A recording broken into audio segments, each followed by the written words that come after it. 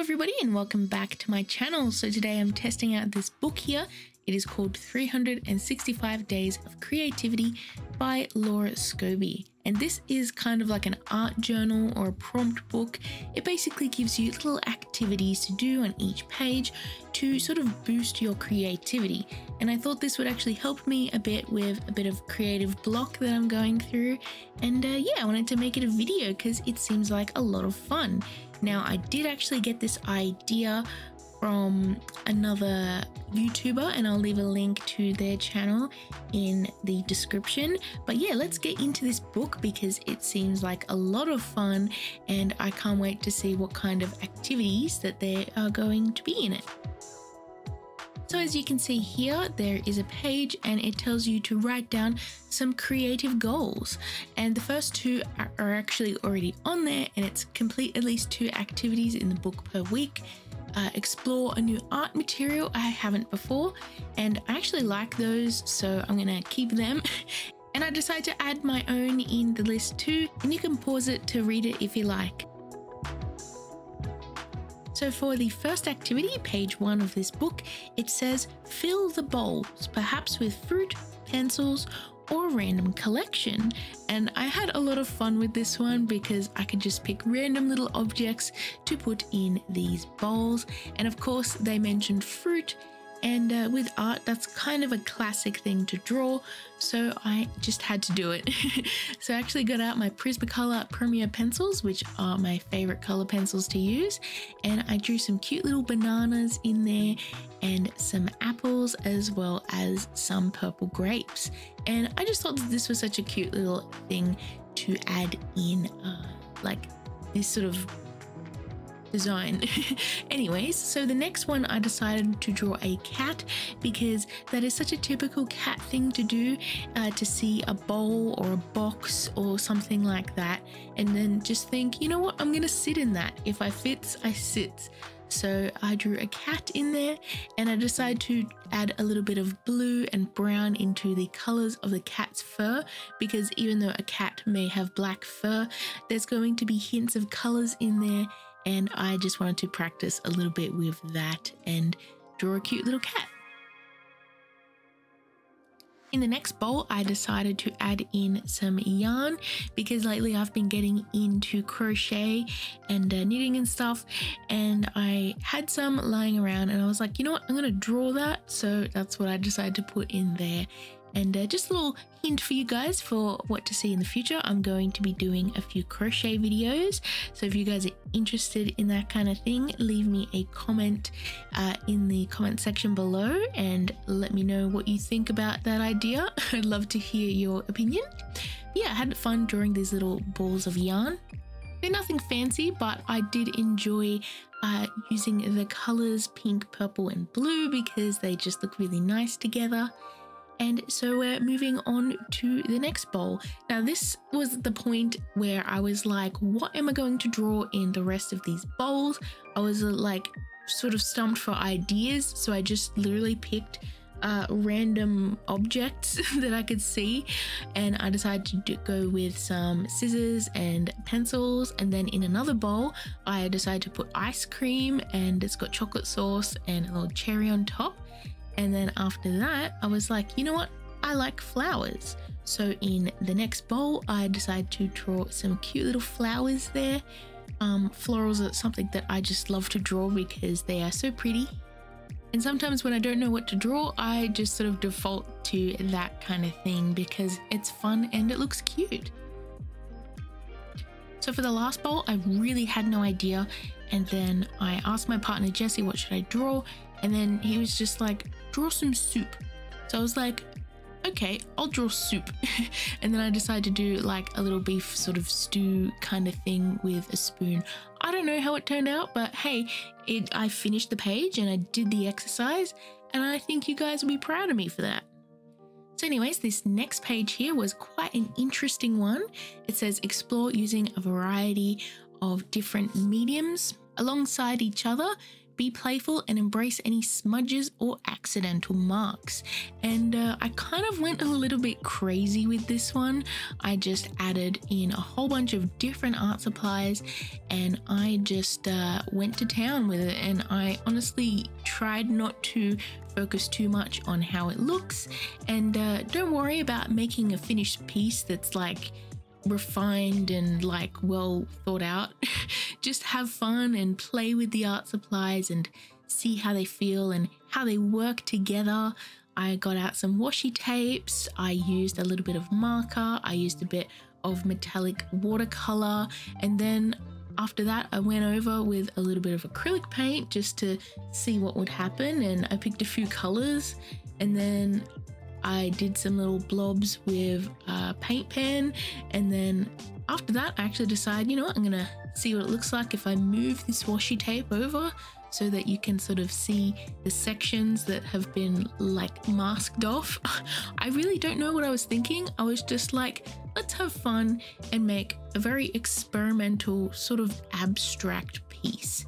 And yeah, I just kept layering and layering different art supplies over the top, and I used pencils and I just doodled over it, and I just kept adding layers and layers of paint, and honestly it kind of got a little bit crazy looking, but it really does look like an abstract sort of artwork, and I ended up making it very busy looking, but I think it actually turned out really cool. After that I was like, you know what, I'm gonna add something over the top just to sort of help your eyes focus on something, and I just went in and I drew a little star first with pencil, but it didn't really work out, so I went over with a Sharpie and just drew a random little star to see how that would look. And after that I did some little squiggles in the top of the page just to balance it a little bit and see how that pen would work on top of the various art supplies around it. And then I was like, I'm gonna add a bit more gold because I had fun with the gold, and I decided to use some acrylic gold paint for this and just went around those shapes just to see what would happen. And yeah, this artwork was very interesting, but honestly I had a lot of fun just playing around with it and not pressuring myself in any way to make anything fancy, but I still think it turned out really cool.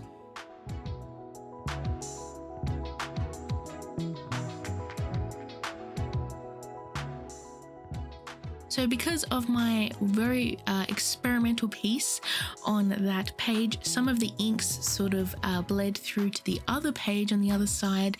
So I decided I was going to work around that and make an artwork on a page or like a piece of paper from a different like pad and then glue it in.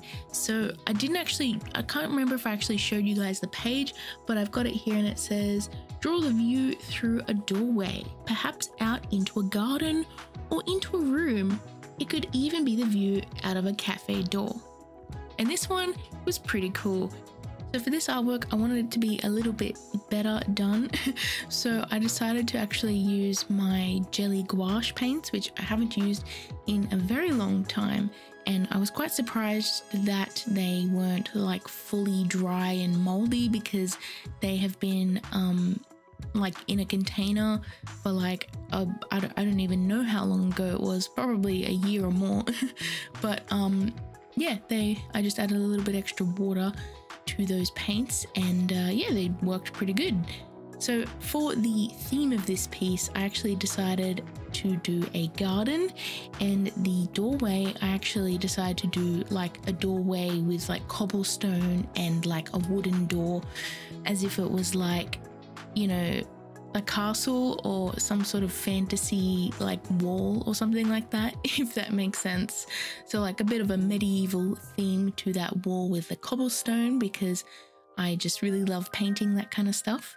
And yeah, we have a bright garden through the doorway. I tried to add like a lot of shadows to the border of this piece where the doorway is, with all of the little bricks, as you can see here. And I just used my gouache paints like very watered down first so that I could have almost like a watercolor effect with that. And I just layered up different colors and shades until I got a nice little doorway. After this, I decided to go into the background here, and I started off with a very light yellowy green that was super diluted, just to allude to a sky, or like the colors of the leaves sort of intermingling with the colors of the sky. And I let that dry completely while I added in some other very light washes to other areas of the painting. Now I'm just going in and adding in some green to the areas that I'm going to have plants, and also adding in that yellowy wood color for the door. Now with gouache paints, as I said, I really like to water them down quite a bit at the start of the illustration, because I can get that watercolory kind of effect, and then later on I will layer on thicker amounts of paint with less water in them to get the more opaque kind of style that you can get with gouache. And I really like this sort of different layered technique, because I feel like if you go in too heavy at first with the gouache, when you're trying to layer paint over the top, it almost reactivates and remixes with the layers below, and I end up with like a muddy kind of mess. So I feel like with very thin layers in the beginning, that doesn't really happen as much.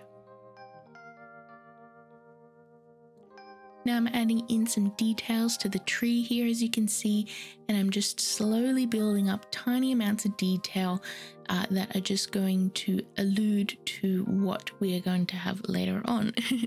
Now for the ground, as you can see, I've decided to go with like a sort of pebbly pathway, and I'm just layering in lots of little textures there, with a few different paintbrushes with browns and greys and a little bit of green here and there, and that's just to add in a nice little interesting part of the painting while still having the room for lots of detail in other sections of the painting.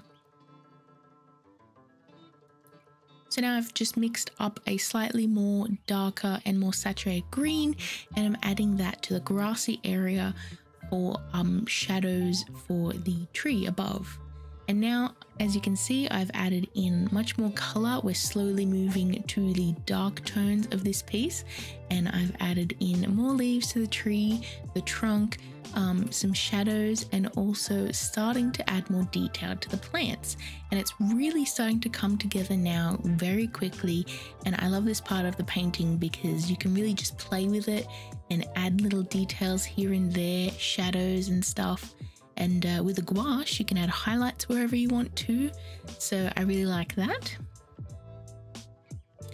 Now, as we get towards the end of the painting, I am being a lot more refined in my strokes. I'm adding in thin lines here and there to add texture to the wood. I am adding highlights and actual like sort of leaves and stuff to the plants. And now I am adding in some flowers because that's what I wanted in this piece. And I'm just using the white gouache to have a nice sort of bright pop of color with the sort of pinks and whites for the flowers. And I'm also adding in some vines with purple flowers coming from the top of the doorway as well. And I think that really brings the whole piece together and looks really cute. Now's the time to add it into the book, and I'm just using a glue stick here, as you can see, and there you can see the page that had ink go through. But honestly, I'm not mad. I don't really want every single piece of this book to be fully refined. I want to play with it and have a lot of fun and still make some really cute illustrations in there too.